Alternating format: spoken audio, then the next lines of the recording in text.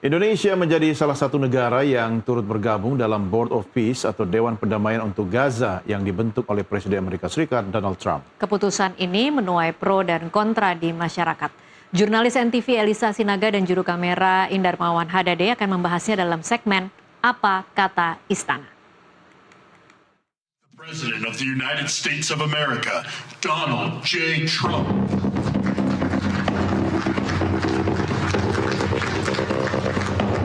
Saya kira ini kesempatan bersejarah.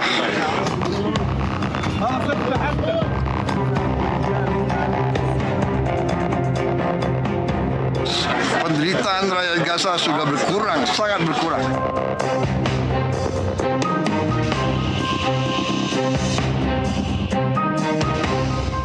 Saya kira ini kesempatan bersejarah. Ini kesempatan bersejarah. Ini benar-benar peluang untuk mencapai perdamaian di Gaza. Yang jelas penderitaan rakyat Gaza sudah berkurang, sangat berkurang, ya, sangat berkurang. Bantuan-bantuan kemanusiaan begitu deras, begitu besar sudah masuk. Saya sangat berharap dan Indonesia siap ikut serta. Indonesia bersama sejumlah negara lainnya bergabung dalam Board of Peace atau Dewan Perdamaian untuk Gaza yang dibentuk oleh Presiden Amerika Serikat Donald Trump.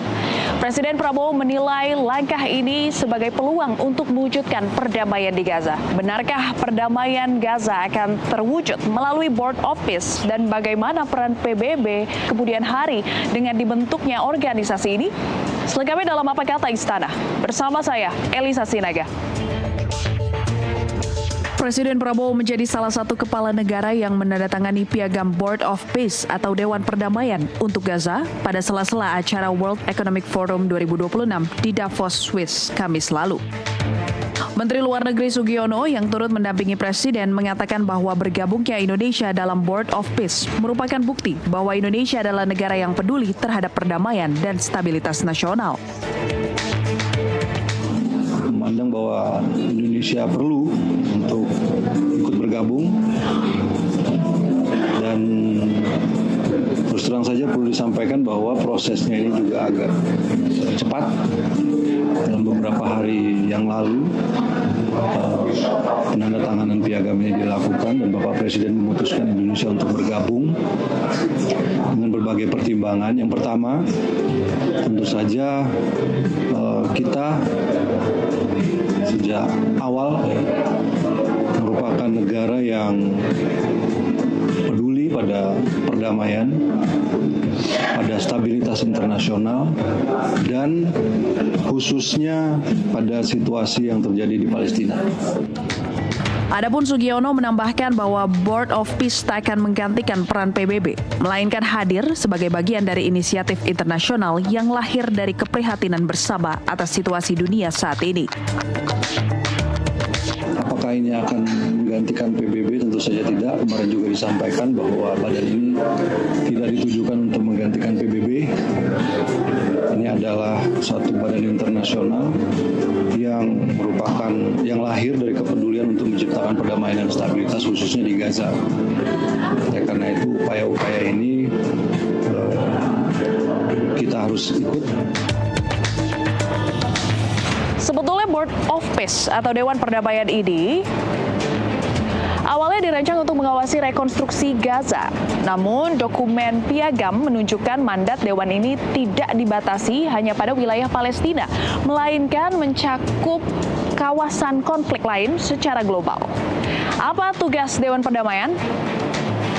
Dewan Perdamaian disebut sebagai organisasi internasional yang bertujuan mempromosikan stabilitas, memulihkan pemerintahan yang andal dan sah, serta mengamankan perdamaian abadi di wilayah yang terdampak atau terancam konflik. Kemudian, Donald Trump akan menjadi ketua seumur hidup dari Board of Peace. Ketua memiliki kewenangan eksklusif untuk membentuk, mengubah, atau membubarkan badan-badan turunan sesuai kebutuhan misi Dewan Perdamaian. Trump juga berhak menunjuk anggota Dewan Eksekutif yang digambarkan sebagai pemimpin berkaliber global untuk masa jabatan 2 tahun dan dapat memberhentikan mereka sewaktu-waktu. Posisi ketua hanya dapat berakhir jika Trump mengundurkan diri secara sukarela atau tidak mampu menjalankan tugas. Dan fakta yang terakhir adalah masa keanggotaan, di mana masa keanggotaan normal dibatasi maksimal 3 tahun. Namun aturan ini tidak berlaku bagi negara yang menyumbang lebih dari 1 miliar US dollar atau kurang lebih setara dengan 16,9 triliun rupiah dalam bentuk dana tunai pada tahun pertama. The President of the United States of America, Donald J. Trump. Guru Besar Hukum Internasional Universitas Indonesia, Hikmahanto Juwana, mengatakan bisa saja Board of Peace dan PBB berjalan beriringan. Kendati demikian, Indonesia harus mempunyai suara dalam organisasi ini, tak hanya sekadar menjadi anggota saja. Hal ini bertujuan agar pendapat Indonesia terkait perdamaian Gaza bisa lebih didengarkan daripada Dewan Eksekutif yang dibesut oleh Trump. Kalau misalnya ditanya bisa, tentu bisa saja. Hanya saja yang berbeda kali ini adalah Dewan Perdamaian ini dibentuk secara unilateral oleh Presiden Trump sendiri, dan statutanya atau piagamnya itu anggaran dasar juga ditentukan oleh Presiden Trump. Bahkan Board of Trustee-nya, Board of Executive-nya itu juga diatur oleh Presiden Trump. Bahkan ada persyaratan bagi mereka yang menerima undangan dari Presiden Trump, dan ini Presiden Trump sendiri yang mengundang, itu harus membayar sampai 1 miliar US dollar per tahun. Dan kalau misalnya, ya setahun, dan kalau misalnya tidak mau seperti Presiden Macron dari Prancis, maka Trump akan mengenakan 200% tarif kepada Prancis. Nah, ini yang menjadi masalah sebenarnya. Kalau kita tidak ikut, kita akan dikenakan tarif karena kita sudah mungkin dapat undangan. Tapi kalau kita ikut, konsekuensinya adalah kita harus membayar 1 miliar US dollar. Dan yang kedua, apakah kita punya suara di dalam menentukan bagaimana perdamaian ini dilakukan di Palestina, ya? Tujuannya bagus. Tetapi kalau misalnya kita tidak punya suara, dan suara itu ditentukan oleh Board of Executive yang ditentukan oleh Presiden Trump, ya tentu kita ini hanya sebagai legitimasi. Nah, kalau legitimasi terus kemudian segala sesuatu diatur oleh Presiden Trump, kan terlalu mahal harus membayar 1 miliar US dollar ini.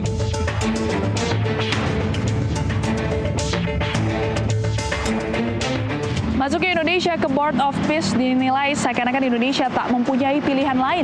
Lantaran jika menolak untuk ikut, Indonesia akan dikenakan tarif resiprokal yang cukup tinggi.